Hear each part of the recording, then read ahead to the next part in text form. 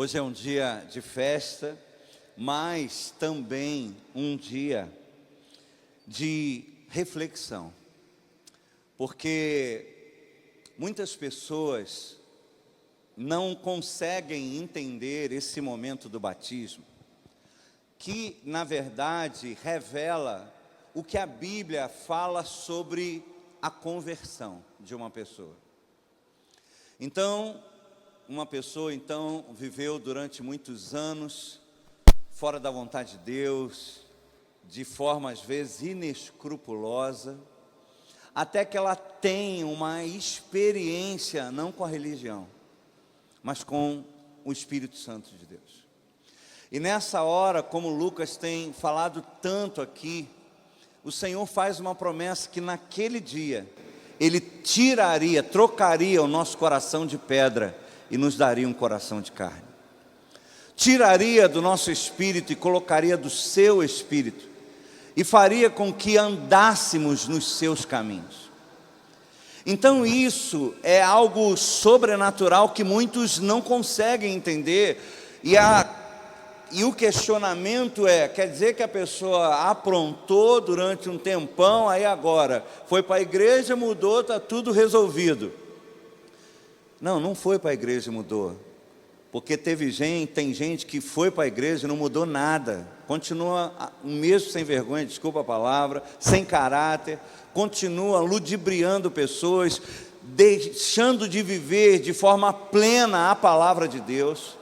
Não, os que são transformados são aqueles que tiveram uma experiência pessoal com o Espírito Santo e com Deus. Essas pessoas, sim, foram perdoadas dos seus pecados, transformadas numa outra pessoa. A Bíblia nos faz uma promessa, em 2 Coríntios 5,17, que aquele que está em Cristo é uma nova criatura. As coisas velhas já passaram, tudo se fez novo. Isso é o Evangelho.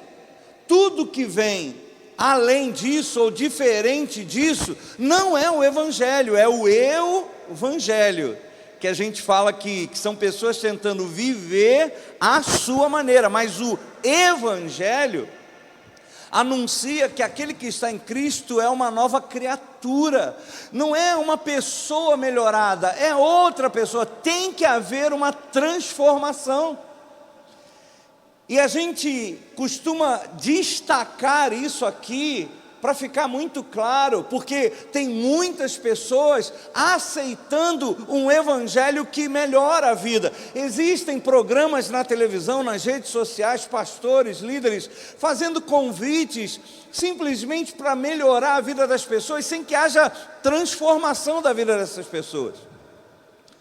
Só que, se você pega uma pessoa que batia na sua mulher todo dia, e ele se converteu e agora bate só uma vez por mês, para muita gente ele melhorou. Batia todo dia, agora só bate. Para ela melhorou muita coisa, apanhava todo dia, agora só apanha uma vez.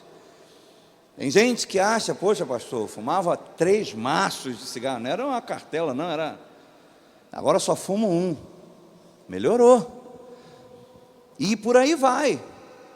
Não, esse não é o Evangelho transforma, o Evangelho não melhora, o Evangelho transforma. Por isso que o Senhor destacou, aquele que está em Cristo é uma nova criatura. Por isso que foi Ele, não foi a religião, não foram os religiosos, foi Ele que estabeleceu que a cerimônia do batismo deveria ser dessa forma.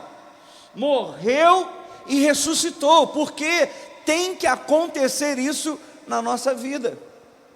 O problema é que tem muitas pessoas que acabaram conhecendo o Evangelho da maneira errada ou equivocada. Outras pessoas tiveram apenas uma fé intelectual, que é o que eu quero mostrar aqui rapidamente para você. Porque quando a gente decidiu começar esse ministério há muitos anos, a gente decidiu porque a gente queria ver transformação de vida. Eu vim do mundo, Eu nasci na igreja, eu me desviei. E por que me desviei? Porque era muito chato. Por isso que quando eu olhava na Júlia, eu falei, cara, eu sei, imagina, eu era assim. Desculpa, tá? O julgamento pela aparência. Mas é porque eu era um religioso. Eu sou nascido e criado na igreja. E eu ia para a igreja, porque eu tinha que ir, porque eu tinha medo de ir para o inferno. Se eu não fosse na igreja, Deus ia me castigar. Só que eu não curtia estar lá, era muito chato, o pastor não parava de falar. E olha que o culto era 1 hora, em ponto, e o nosso aqui, misericórdia. Se eu fosse chamado para vir aqui, só Jesus. Então era terrível. Então por que eu me desviei? Porque eu estava cansado. Gente, virada de ano, vamos virar na igreja. Eu estava lá e lembrando da galera que planejou na rua lá, hoje a gente vai para a casa do fulano de tal, nós vamos beber, nós vamos fazer. E eu estava lá na igreja, só imaginando, o pastor pregando e eu lá, imaginando o que eu poderia estar fazendo agora. Eu estou na igreja. Mas eu tinha medo de ir para o inferno. Então, é terrível você estar num lugar sem querer estar, sem ter uma experiência. E aí chega uma hora que a gente vai crescendo, aí a gente vai provando, igual os filhos mesmo. Em casa eles vão provando os pais, vão provando os limites, vão botando o pezinho, aí briga, ele volta, aí vai mais um pouquinho, aí a gente vai, o negócio achou que ia morrer, não morreu. Ih, rapaz, não é igual assim falaram não, aí, né? Porque a mão do Senhor vai pesar, vai te jogar numa cama aí.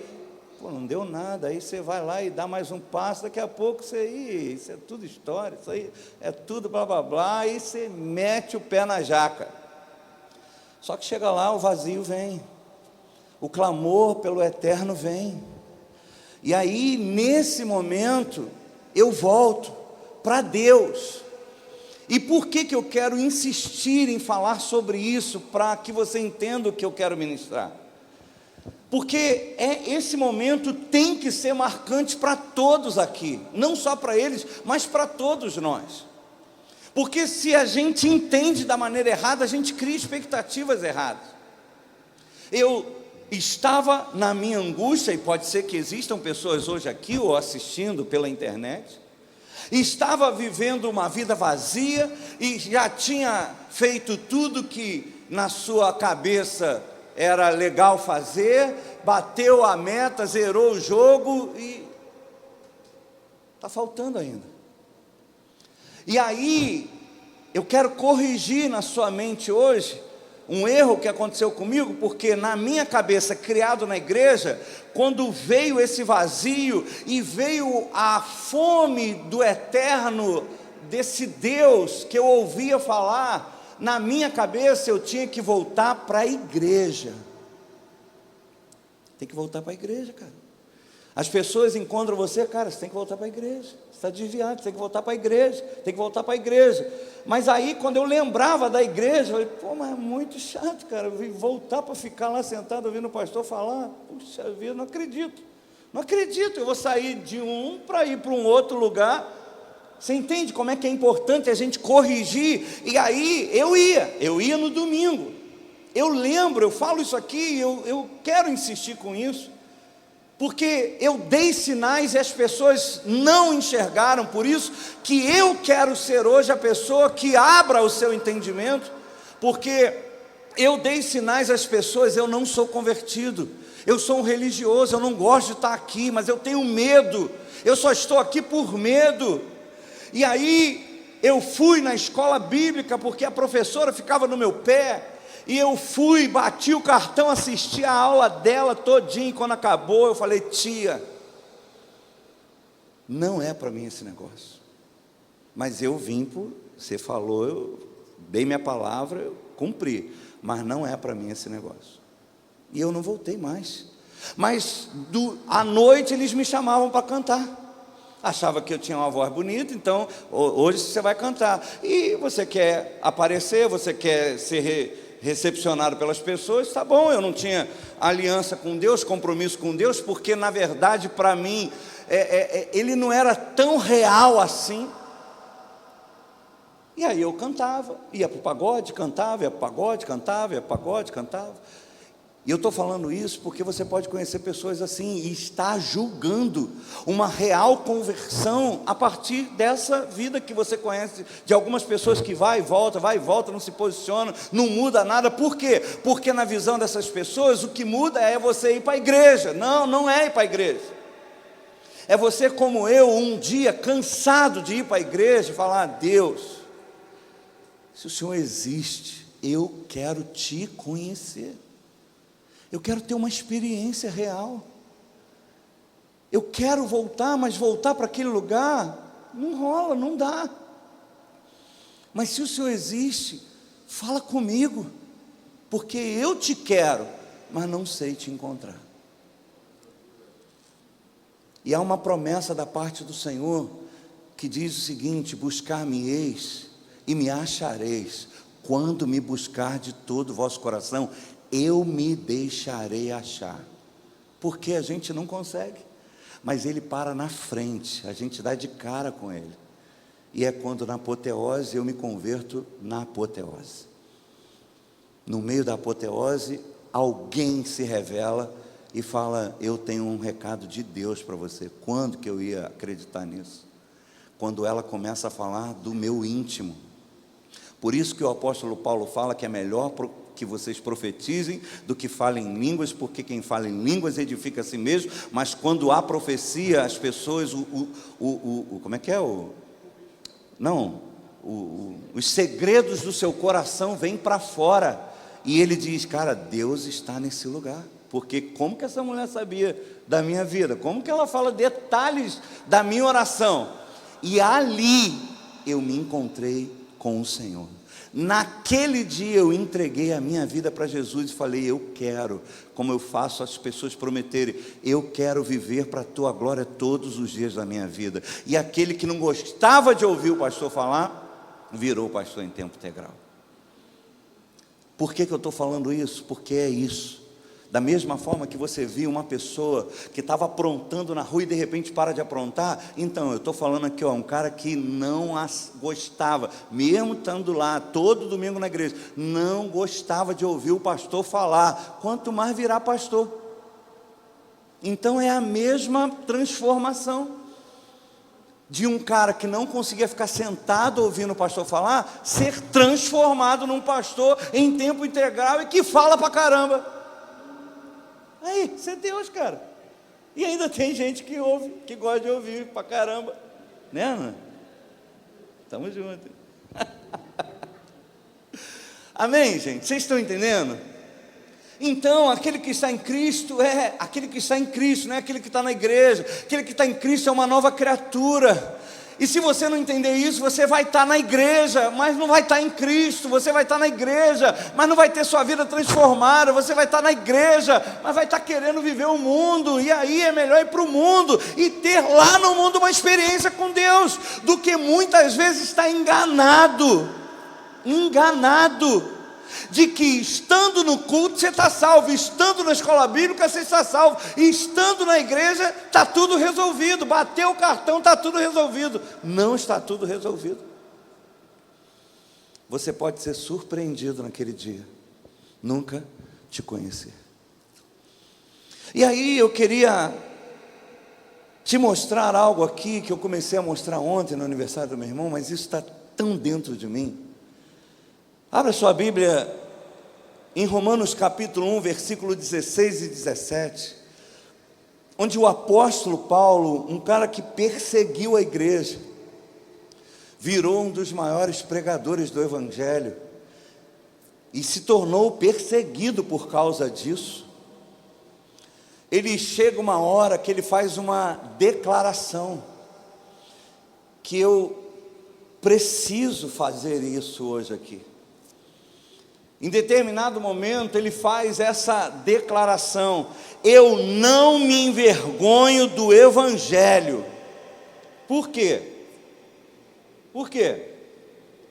Porque é o poder de Deus para a salvação de todo aquele que crê, primeiro do judeu, depois do grego. Porque no Evangelho é revelada a justiça de Deus, Uma justiça que do princípio ao fim é pela fé, como está escrito: o justo viverá pela fé. O apóstolo Paulo, ele vem e ele fala para aquelas pessoas isso: eu não tenho vergonha de anunciar essa boa notícia em Cristo Jesus, porque para mim o evangelho é a dunamis. Essa palavra poder no grego significa dunamis, dinamite. Ela explode, ela quebra cadeias, ela quebra grilhões, ela transforma a realidade de uma pessoa, ela destrói as obras do diabo, é o que a Bíblia diz. Então ele fala: o evangelho é o poder de Deus para a salvação de todo aquele que crê.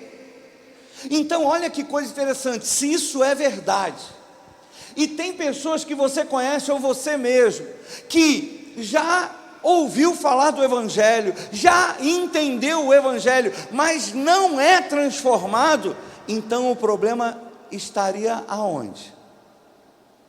Na fé. O que é fé? É a certeza daquilo que eu espero, é a prova daquilo que eu não estou vendo, é uma convicção. Então veja bem, o evangelho é o poder de Deus para salvar aquele que tem convicção do evangelho, porque nele a justiça de Deus é revelada. E que justiça é essa? Que alguém pagou um alto preço para que a minha vida fosse transformada. Eu não teria condição de me salvar, mas a justiça de Deus foi revelada no evangelho. E em outra tradução diz que onde de fé em fé eu vou crescendo, porque o justo viverá da sua fé. Olha como é que isso é importante. A salvação vai depender da sua fé, da forma como você crê. A questão é: você tem a sua fé ou a sua fé é a fé dos outros? Porque o que me levava a estar em crise e entender, cara, eu tenho que tomar uma decisão, eu tenho que voltar para a igreja. Essa era a convicção. Só resolvo isso voltando para a igreja. Mas da onde eu cheguei a essa conclusão? De tudo que eu ouvi na minha vida, da fé dos outros, daquilo que os outros acreditavam. Está desviado? Tem que voltar para a igreja. Não, se está desviado, você tem que voltar para quem você se afastou. A igreja é o caminho. Porque, veja bem, pensa só, separei da minha esposa, me desviei, separei da minha esposa. Qual seria o resultado? Voltar para casa ou voltar para ela? Você entende? Que voltar para casa não resolve nada, porque ela pode continuar no quarto dela, eu no meu quarto, a gente viveu uma vida que não é uma vida conjugal, mas a gente está morando em casa, eu voltei para casa. Não, mas eu não sou mais marido. É possível isso? Eu voltar para casa e a gente não ter vida conjugal? Então o segredo não é voltar para a igreja, o segredo não é voltar para casa, o segredo é voltar para minha esposa, para o meu marido, para o meu Deus. Claro que voltando para ela, eu voltei para casa. Claro que voltando para Jesus, eu faço parte da igreja. Claro que voltando a ter relacionamento com Ele, o corpo de Cristo faz parte da minha vida. Agora pensa quando se muda essa questão. Não, você tem que voltar para a igreja. Aí é possível a pessoa voltar para a igreja e não voltar para Jesus, e pecar dentro da igreja, continuar todo errado dentro da igreja. Como esse cara que voltou para casa, mas não voltou para a mulher e continua traindo ela direto. Olha só, cara, como é que é sério o negócio. Então, quando eu parei para pensar nessa realidade, que a justiça de Deus se revela no evangelho, de fé em fé, como está escrito: o justo viverá por sua fé, pela fé. Eu tenho que então revisitar a minha fé. Na verdade, que fé que eu tenho? Eu tenho fé, eu creio em quê? E creio por quê? De onde que veio essa crença? Sabe por que eu estou falando isso, gente?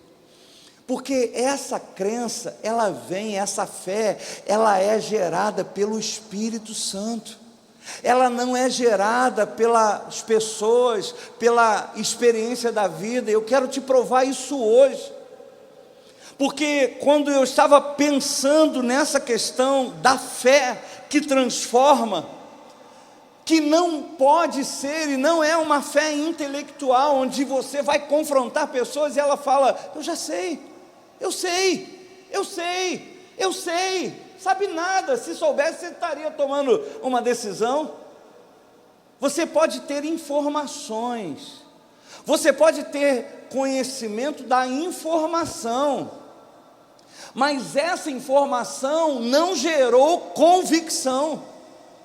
Eu lembro de um vídeo que apareceu, uma pessoa falando para o rapaz: você gosta de Coca-Cola? Gosto. Mas você sabe que Coca-Cola faz mal? Faz. Sei. E você continua tomando Coca-Cola? Continuo. Então, ele não sabe, de fato, quanto mal faz. Isso qualquer pessoa. Porque quando, de fato, alguém entende, cara, isso destrói a minha vida. Entende mesmo, não é assim, eu entendi a informação, eu sei que falo, mas quando cai a ficha e eu entendo, eu não quero viver no mal, a não ser que eu goste de sofrer. Eu vou querer mudar de vida. Amém? Estão me entendendo, gente? E aí, quando a gente vai para a Bíblia, a gente vê a realidade de 3 pessoas. A gente vê primeiro a realidade de Caleb, que lá em Josué capítulo 14, a gente vai ver no versículo 6, um momento muito tremendo, que ontem foi a palavra que Deus colocou no meu coração para liberar na vida do meu irmão, por ver nele um Caleb, um homem perseverante. Mas eu queria chamar a atenção de algo que me despertou a parar para pensar nessa questão de fé. Porque primeira coisa, o povo de Israel viveu mais de 400 anos como escravos no Egito, até que chega uma hora que Deus ouve o clamor daquele povo que não aguentava mais, e que lembrava do Deus de Israel, e começou a clamar, e Deus decide chamar Moisés. E ele chama Moisés dizendo o seguinte: eu tenho ouvido o clamor do meu povo e tenho visto o seu sofrimento, e eu decidi livrá-lo. Vem cá que eu vou te usar. Então olha só, Deus viu o sofrimento deles, Deus ouviu o clamor deles e decidiu livrá-los daquela situação. Só que Deus decidiu não apenas livrá-los, Deus queria se revelar, porque eles teriam uma caminhada agora no deserto, e eles precisariam saber que o Deus que os libertou era poderoso para cuidar deles durante a jornada e a caminhada. Então esse Deus libertou esse povo com sinais e maravilhas.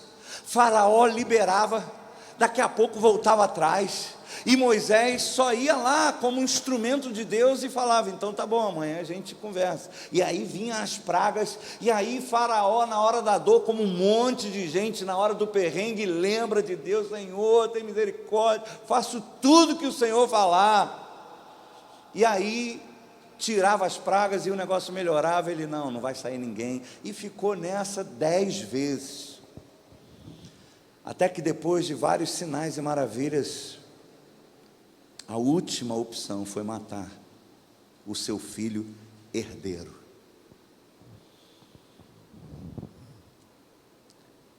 Naquele momento, o Senhor já estava preparando Israel para o que haveria de acontecer lá na frente, porque Ele falou: nessa noite, o anjo da morte vai passar, e para que ninguém seja morto, vocês vão ter que matar um cordeiro, pegar o sangue e passar no umbral da porta.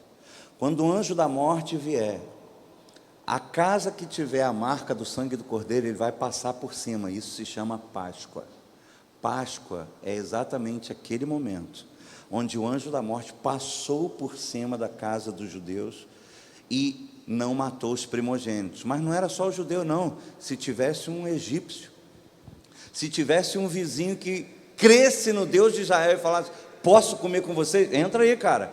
E então, não foi assim, Deus guardou só os judeus. Não, não, não. Todo mundo que creu no Deus dos judeus e entrou para dentro da casa, não morreu ninguém. Porque isso é uma escolha que as pessoas fazem. E aí, quando o faraó viu que não tinha mais jeito, libertou o povo, deixa o povo ir. E aí, por causa da incredulidade desse povo, que mesmo vendo sinais e maravilhas, não apenas dentro do Egito, mas para sair, deram de cara com o Mar Vermelho, e o mar se abre, eles vivenciam aquilo, o mar se abre e eles são livres. Eles ainda continuam não tendo uma fé constante. Bastava a circunstância ser desfavorável, começavam a reclamar de novo: para que Deus me tirou? Aí, olha só onde a gente está, era melhor voltar. Aí Deus ia lá e liberava mais um sinal. Mas aí daqui a pouco dava ruim de novo, aí eles começavam a reclamar, até que chegou uma hora que Deus falou: chega, por 10 vezes vocês ficam reclamando, então por causa disso, nenhum de vocês vão entrar na terra que jurei dar aos seus pais, somente Josué e Caleb e a sua descendência. E aí, quando você vai pegar a história, você vai ver que Caleb nasceu no deserto. Ele não viu os sinais do Egito, ele não viu o Mar Vermelho, ou seja, ele teve uma fé em Deus primeiro pelo que ele ouviu falar do que esse Deus fez no Egito, do que ele ouviu falar de como esse Deus abriu o mar, até que ele foi crescendo, ele foi virando adolescente e ele foi vendo agora, aquele Deus que lá no passado fez maravilhas, agora continuava fazendo maravilhas. A ponto de, quando eles chegam então diante da terra prometida, dentre as pessoas, Deus escolhe 12 homens para ir lá. Antes de entrar, manda que eles possam ir lá para espiar a terra, para ver se não é como eu falei. E o propósito de Deus era só para ativar a fé, era só para que eles vendo falassem: cara, Deus é fiel, Ele cumpriu o que Ele prometeu, e se Ele trouxe a gente até aqui, Ele vai nos abençoar. Só que quando eles chegaram lá, a terra, apesar de ser exatamente como Deus havia falado, não estava vazia, tinha cidades fortificadas, tinha gigantes. E quando eles voltaram, eles deram primeiro a boa notícia: gente, realmente a terra mana leite e mel, a terra é exatamente como Deus falou, só tem um problema: não é para nós. Tem cidades fortificadas, tem gigantes. Na verdade, isso é uma pegadinha, Deus enganou a gente. Rapidinho, Números capítulo 13, só para você ter uma noção, Números capítulo 13, olha o que aconteceu, no versículo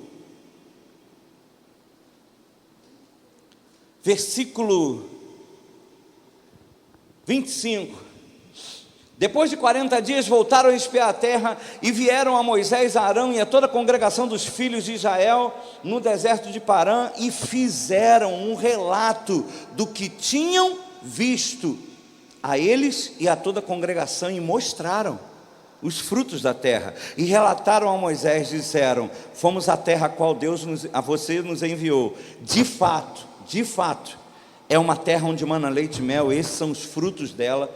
Mas o povo que habita nessa terra é poderoso, as cidades são muito grandes e fortificadas. Também vimos ali os filhos de Anak, eram filhos de gigantes. Os amalequitas habitam na terra do Neguebe, os heteus, jebuseus e amorreus habitam nas montanhas, os cananeus habitam perto do mar, na beira do Jordão. Então Caleb, tinha alguém dando um relatório, então Caleb fez calar o povo diante de Moisés e disse: eia, que isso, gente?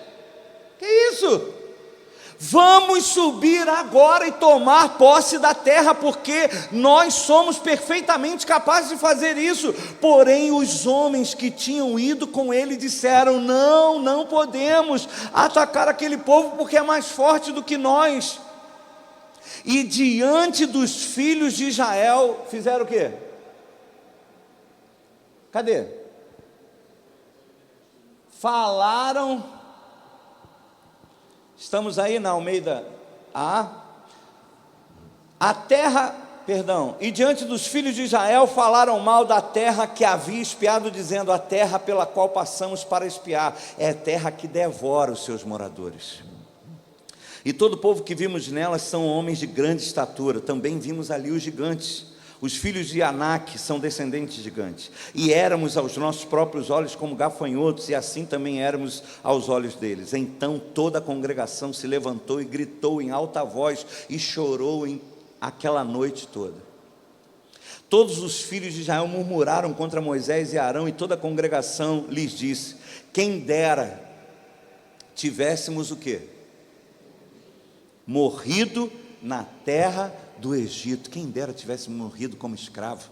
Quem dera tivesse morrido debaixo da mão terrível de Faraó, do que passar por essa humilhação. Olha só, cara, 40 anos já tinha passado. 40 anos.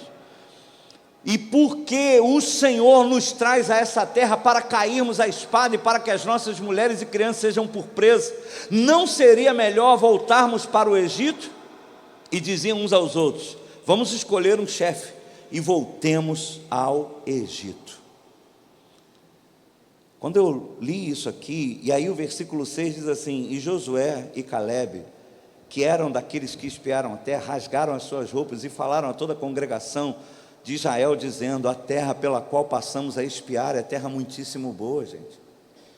Se o Senhor se agradar de nós, então nos fará entrar e nos dará essa terra, que é uma terra que mana leite e mel. Tão somente não sejamos rebeldes contra o Senhor e não tenhamos medo do povo dessa terra, porque como pão os podemos devorar. A proteção que eles tinham se foi, o Senhor está conosco, não tenha medo deles. Mas apesar disso, toda a congregação disse que Josué e Calebe deviam ser o quê? Apedrejados. Esses caras são malucos, são fanáticos, eles estão querendo levar a gente para uma cilada. Nessa época ele tinha 40 anos. Se ele tinha 40 anos nessa época, então ele nasceu no deserto.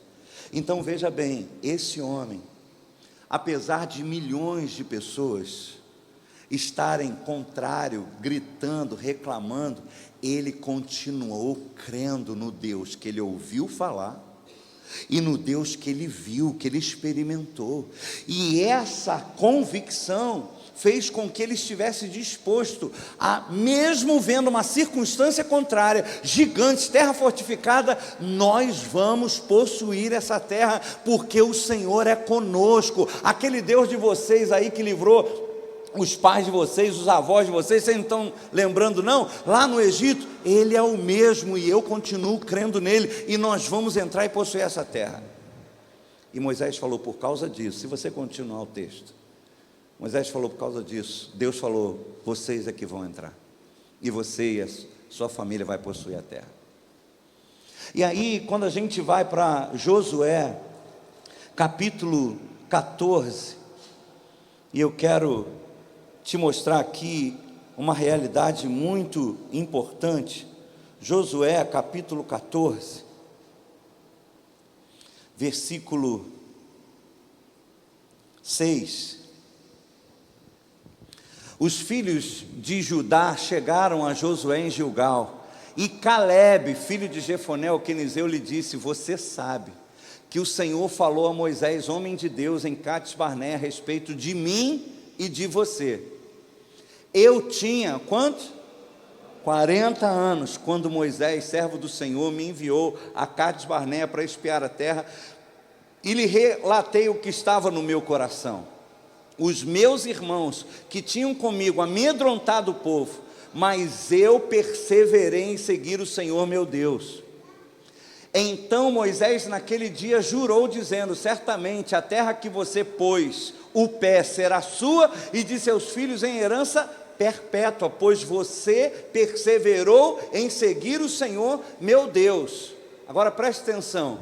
E agora, eis que o Senhor me conservou em vida, como prometeu. 45 anos se passaram, desde que o Senhor falou essas palavras a Moisés, quando Israel ainda andava no deserto. E agora, eis que eu estou com quanto? 85 anos. E estou tão forte hoje como no dia em que Moisés me enviou. A força que eu tinha naquele dia, eu ainda tenho, tanto para combater na guerra, como para fazer o que for necessário. Dê-me agora esse monte que o Senhor falou naquele dia, pois naquele dia você ouviu que lá estavam os anaquins morando em cidade grande e fortificada. Se o Senhor Deus estiver comigo, eu poderei expulsá-lo como ele mesmo prometeu.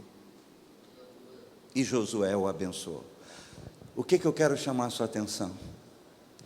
Houve um homem que não estava no Egito, que não viu os sinais e maravilhas, que não passou no Mar Vermelho, que era bebê no deserto, foi crescendo no deserto, virou adolescente no deserto, e aí começou a ter noção do que Deus havia falado, começou a ouvir as histórias desse Deus lá no Egito, e começou a ver esse Deus operando nos dias dele, e juntando aquilo que ele ouviu sobre, e aquilo que ele começou a ver, ele creu, ele chegou a uma conclusão: Deus é fiel, Deus é poderoso.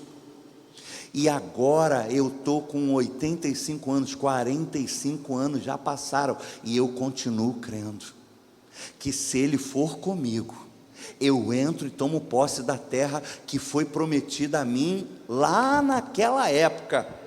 Gente, isso é poderoso demais. 45 anos passaram, e eu continuo crendo. E eu continuo crendo em quê? Que se Ele se agradar de mim, que se Ele for comigo, eu tomo posse dessa terra. Então o que eu quero te mostrar é alguém que começou na fé dos outros, começou ouvindo falar do Deus de Israel, do Egito, que abriu o mar, que fez maravilhas. Que isso, que Deus tremendo, meu Deus. Daqui a pouco ele começou a ver os sinais acontecendo, e quando ele entra na terra e vê a promessa se cumprindo, porém com desafios, isso não abala. Por quê? Porque ele já tinha fechado no seu coração: Deus é fiel, Deus é poderoso, o meu Deus, agora não é mais o Deus de Israel, o meu Deus é fiel, o meu Deus é poderoso, e eu creio que Ele me dará essa terra. Mas, da mesma forma, a gente lê uma outra história, eu vou ser breve aqui, Lucas capítulo 24, porque eu precisava falar sobre isso, tanto para eles quanto para quem está aqui e quem vai ouvir. Lucas 24, versículo 13. Lucas capítulo qual? 24, 13. Jesus já tinha morrido, Jesus já tinha ressuscitado, e antes de ascender aos céus, ele esteve com alguns discípulos. Dentre os discípulos que estavam em Jerusalém, quando tudo aconteceu, 2 deles voltaram para casa, desolados, entristecidos, porque Jesus morreu. E tudo aquilo que a gente estava esperando não aconteceu.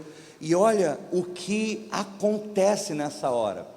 Naquele mesmo dia, 2 discípulos estavam indo para uma aldeia chamada Emaús, que ficava a uns 12 quilômetros de Jerusalém, e eles iam conversando a respeito de tudo que tinha acontecido. E que tudo era isso? Jesus morreu, a crucificação, tudo que tinha acontecido. E enquanto conversavam e discutiam, o próprio Jesus se aproximou e começou a caminhar com eles. porém os olhos deles estavam como que impedidos de o reconhecerem. Então ele lhes perguntou: o que vocês estão discutindo pelo caminho? E eles pararam entristecidos. Um, porém, chamado Cleopas, respondeu: será que você é o único que esteve em Jerusalém e não sabe o que aconteceu nesses últimos dias? Está bombando no TikTok, se fosse hoje, né? Está na trend, cara, a trend só está falando nisso. Se você liga nos jornais, só fala nisso agora. Como assim? Você estava onde? E lhe perguntou: mas do que se trata? E eles explicaram: aquilo, cara, que aconteceu com Jesus, o Nazareno, que era profeta, o quê? Poderoso em obras e palavras. Eles estão falando de um fato. Ele era, eu vi, eu estava com ele. Ele era poderoso em obras e palavras, diante de Deus e de todo o povo. E como os principais sacerdotes e as nossas autoridades o entregaram para ser condenado à morte e o crucificaram, nós, o quê? Esperávamos que fosse ele que havia de redimir Israel, mas depois de tudo isso, já estamos em quantos anos? 3 dias. Caleb durou quantos anos a fé dele? 45, e estava, firmaço. Não, já passaram 3 dias, cara. E acho que não vai dar em nada isso. 3 dias, gente. 3 dias. E nós esperávamos que fosse ele. E depois disso, já estamos no 3º dia, desde que essas coisas aconteceram. É verdade, agora preste atenção, por favor, pega isso aqui, eu estou no final. É muito importante para você entender. Eles começam a falar de fatos, por isso que eu posso compará-los com Caleb. Eles começam a falar: é verdade também que algumas mulheres do nosso grupo nos surpreenderam indo de madrugada ao túmulo e não achando o corpo de Jesus. Voltaram dizendo que tinham tido uma visão de anjos, os quais afirmavam que ele vive. Não, mas não é só isso não. De fato, alguns dos nossos foram ao túmulo e verificaram o quê? A exatidão do que as mulheres disseram. Vocês estão entendendo o que eu estou falando, gente? As mulheres foram lá, chegaram lá, estava vazio, e eles tiveram uma visão. Porque busca entre os mortos aquele que vive. Que isso? Ressuscitou. Elas voltaram e contaram para a galera que estava entristecido. E esses 2 estavam lá. E ouviram falar: está vazio, ele ressuscitou. E esses 2 estavam lá, quando do grupo alguns foram lá e confirmaram: caraca, é verdade, está vazio. Ele não está lá. Passa aí. Então Jesus lhes disse: como vocês são insensatos e demoram a crer em tudo o que os profetas disseram. Não é verdade? Eles falaram uma verdade. É verdade, as mulheres foram lá, mas também é verdade que um grupo foi lá e confirmou. E Jesus falou: também é verdade que os profetas falaram sobre esse dia, sobre tudo isso que vocês estão falando. Não é verdade que o Cristo tinha que sofrer e entregar na sua glória? E começando por Moisés e todos os profetas, explicou-lhes o que constava a respeito dele em todas as escrituras. Quando se aproximavam da aldeia para onde iam, ele fez menção de passar adiante. Mas eles o convenceram a ficar, dizendo: fica conosco, porque é tarde, e o dia já está chegando ao fim. E entrou Jesus para ficar com eles. E aconteceu que, enquanto estavam à mesa, ele pegou o pão, que é o que a gente vai fazer agora, e o partiu e deu a eles. E então os olhos deles se abriram, e eles reconheceram Jesus. mas ele desapareceu da presença deles. E disseram um ao outro: não é verdade que o coração nos ardia no peito quando ele nos falava pelo caminho e quando nos explicava as Escrituras? E na mesma hora, levantando-se, voltaram para Jerusalém, onde acharam reunidos os 11 e os outros com eles, os quais diziam: de fato, o Senhor ressuscitou e já apareceu a Simão. Vocês entendem o que eu estou falando? Caleb ouviu falar de um Deus poderoso. Caleb ouviu falar de histórias poderosas, até que ele virou adolescente, ele começou a ter o seu discernimento e ele chegou à sua conclusão: ele é poderoso mesmo, ele é fiel e eu o quero como Senhor da minha vida. E da onde que ele chegou a essa conclusão? Daquilo que ele ouviu dos outros e daquilo que ele experimentou. E aí a gente pode falar: então, pastor, basta só a pessoa ouvir falar e ter uma experiência que ela automaticamente vai crer? Não, porque está aqui alguns discípulos que estiveram com Jesus e falaram: ele era homem poderoso em obras e em palavras. Nós andamos com eles, ouvimos e vimos o que ele fez, e esperávamos que ele era aquele que iria fazer o quê? Redimir a Israel. Era uma fé errada. Eles queriam só sair debaixo do jugo romano. Eles não entendiam que Jesus viria, ele era de um outro reino e viria salvá-los eternamente, morrer por eles. Olha como uma fé intelectual equivocada pode comprometer toda a nossa vida. Consegue entender? Eles vêm e falam: a gente esperava que fosse ele que iria redimir Israel. Mas já passaram 3 dias e não aconteceu nada. E aí Jesus, naquele momento, começa a ministrar com eles, que é o que eu espero estar fazendo aqui pelo poder do Espírito Santo, para que a informação que eles tinham, porque Jesus falava: mas também não é verdade o que os profetas falaram desse dia? Lembra, não? E pegando de Moisés até todas as Escrituras, foi mostrando. Olha o que a Bíblia falava, olha o que foi profetizado desse dia. Olha, nécios e tardios em crer. Então, mostrando que a gente não crê pelas experiências que a gente vive, a gente não crê pelas informações que a gente recebe, a gente crê por uma atuação do Espírito Santo, porque olha que coisa linda, a Bíblia diz que Jesus começa a mostrar isso, até que de tanto falar como eu, chega na entrada da cidade, e olha que coisa linda, e eu quero chamar a sua atenção para esse momento. A Bíblia diz que Jesus fez com quem ia adiante.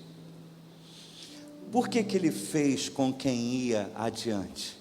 Por que Jesus apareceu exatamente para esses dois que estavam confusos, apesar de ter caminhado com ele, de ter experimentado tantas coisas, mas não tinham entendido porque a sua fé intelectual estava equivocada? Por que Jesus gastou uma energia, ao invés de buscar outras pessoas, buscou eles só para matar a curiosidade deles?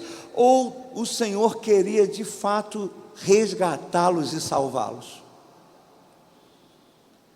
Mas olha que interessante, que quando chega à entrada, Jesus não fala: e aí, o que vocês vão fazer com tudo isso? Não, ele fez com quem ia adiante, porque ele espera que nós queiramos. Lembra que eu falei? Buscar-me-eis e me achareis, quando me buscar de todo o coração. Ele quer ser desejado. Sabe qual é a diferença desse pastor Márcio para o Márcio que achava terrível estar na igreja? Porque aquele Márcio que estava lá na igreja, ele estava na igreja porque tinha medo do inferno, não porque amava a Deus. Esse pastor não tem mais medo de ir para o inferno, ama ao Senhor. Hoje eu estou aqui sabendo que ainda que eu venha pecar, se houver um genuíno arrependimento, há perdão para a minha vida. Eu não tenho mais medo do inferno, o inferno não é para mim. Eu sirvo a Deus porque eu o amo. Tem diferença, gente? Tem diferença de alguém que está na igreja com medo de apanhar, com medo da mão de Deus pesar, e alguém que está na igreja porque tem noção de onde Deus o tirou. Então Jesus fez com quem ia adiante. Eles, não, peraí, cara, não, tá bom demais, fala mais. E quando Jesus entra na casa, ele senta à mesa e parte o pão. E naquele momento, as escamas caem dos olhos e eles conseguem reconhecer a Jesus. E Jesus vai embora porque ele só precisava resgatá-los. Porque dali eles mesmos voltam para Jerusalém, eles mesmos voltam para os outros discípulos, e é mais um que vai falar: é verdade, ele ressuscitou, ele está vivo, eu vi, nós tivemos uma experiência. E o que eu quero chamar a sua atenção é que quando que a gente sabe, pastor,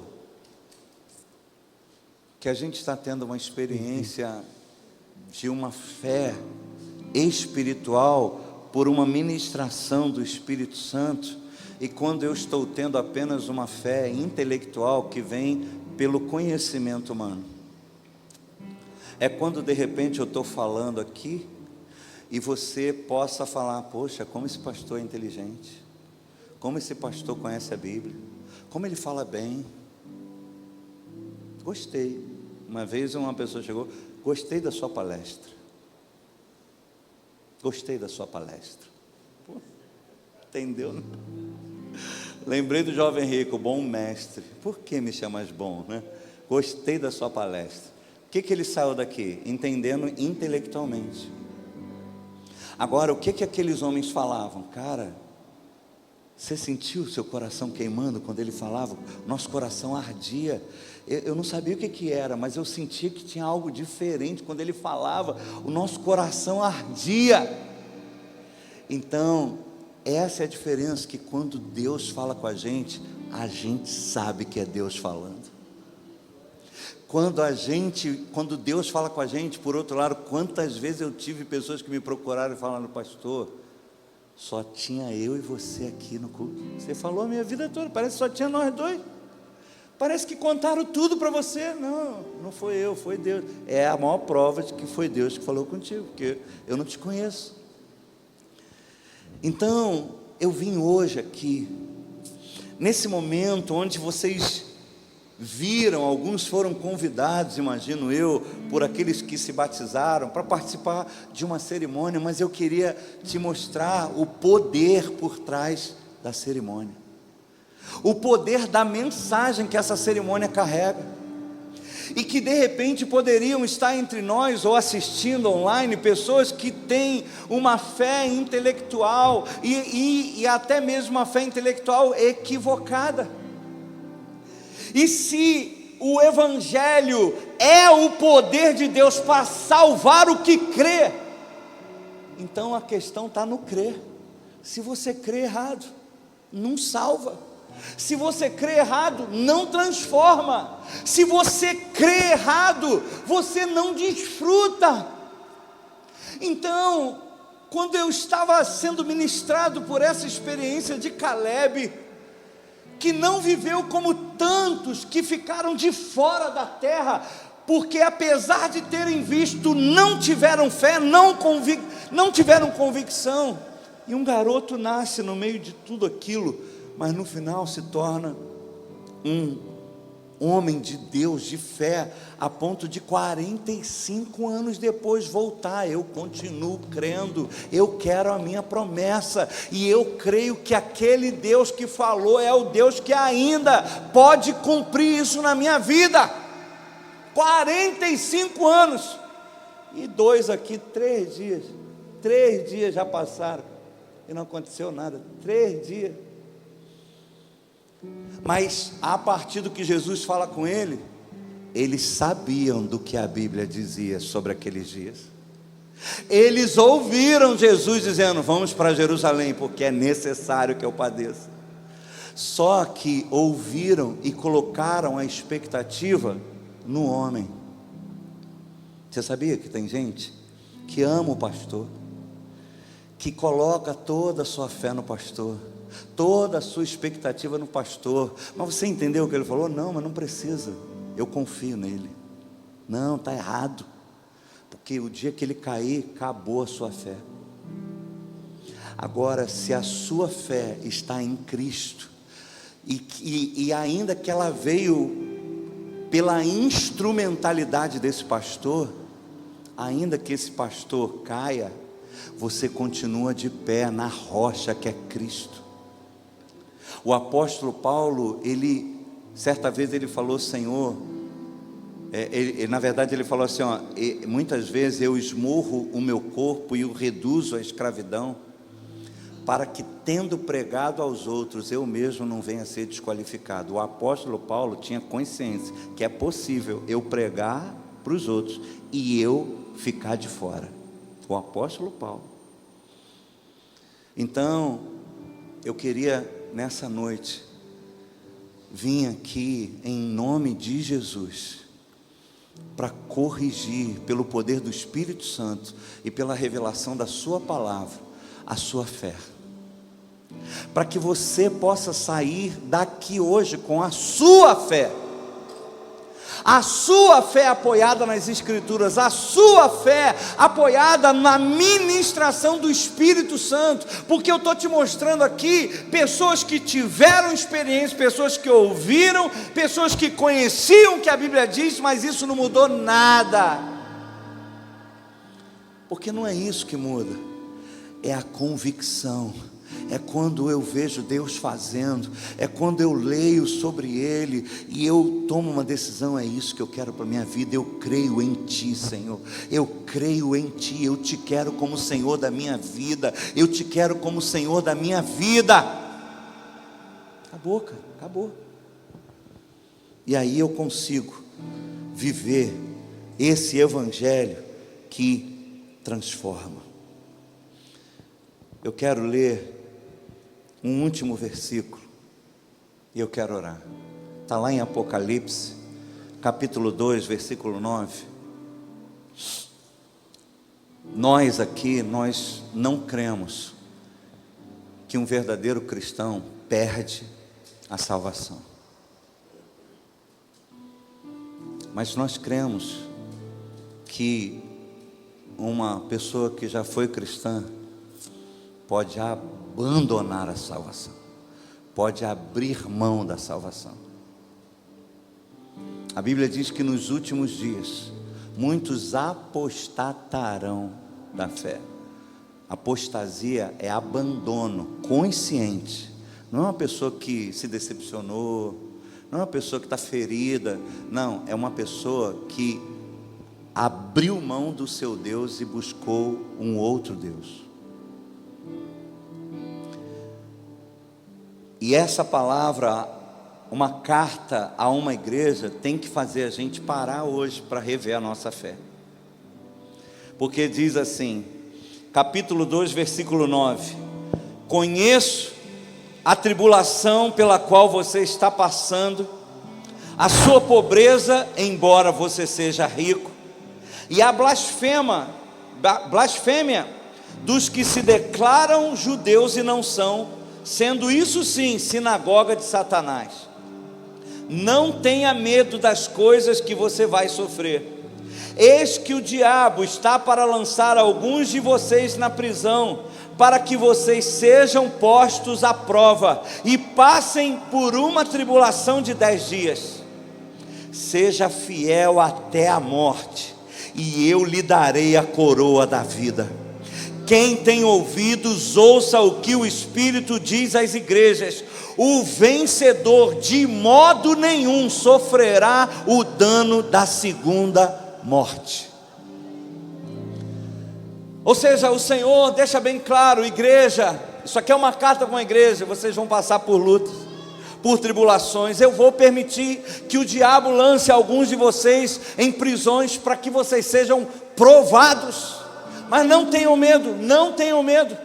Ser fiel até a morte, e dar-te-ei a coroa da vida. Sabe por que ser fiel até a morte, dar a coroa da vida? E ele fala, os que vencerem não experimentarão a segunda morte.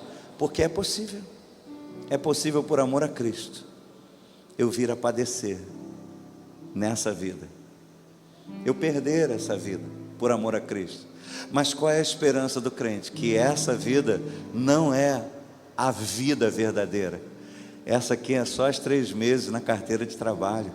Depois é que começa, onde Ele enxugará de nossos olhos toda lágrima, e viveremos para sempre com Ele. Só quem crê dessa forma consegue permanecer 40 anos, 50 anos. Eu vou até o fim.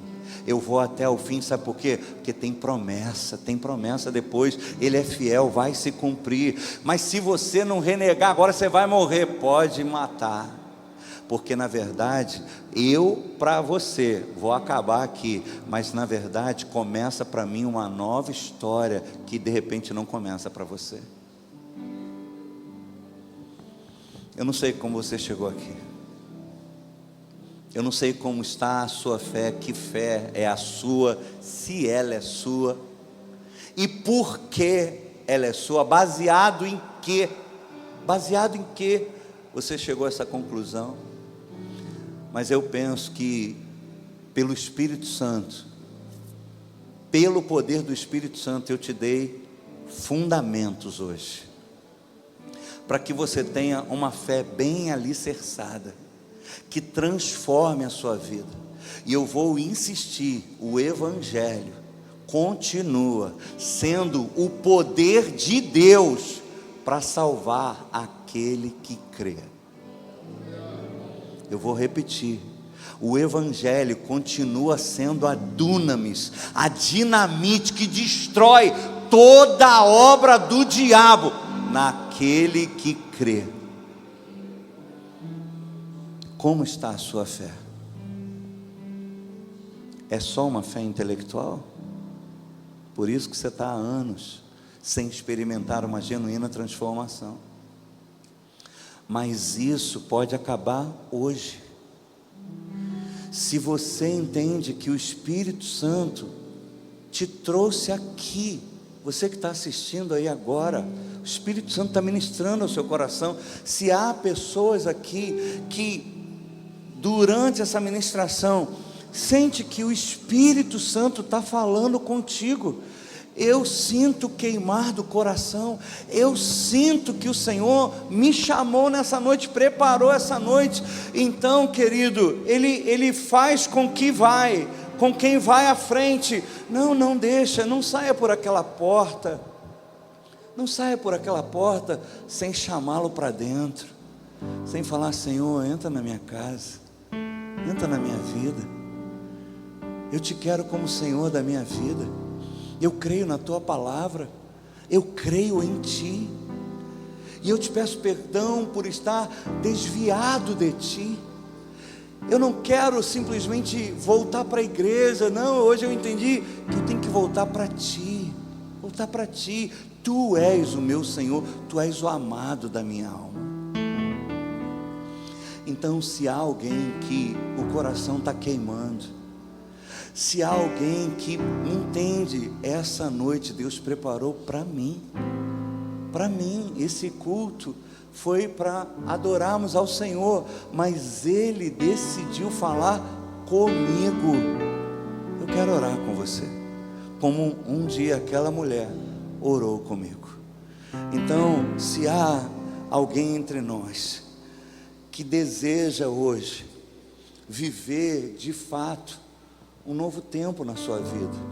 Se há entre nós alguém hoje que percebeu, cara, minha fé estava equivocada, agora eu estou entendendo por que tanta coisa não acontecia, mas hoje eu me aproprio dessa fé genuína. Então, se há alguém, eu quero orar com você. Levanta a sua mão. Amém, amém. Há mais alguém? Amém. Glória a Deus, amém. Há mais alguém? Há mais alguém?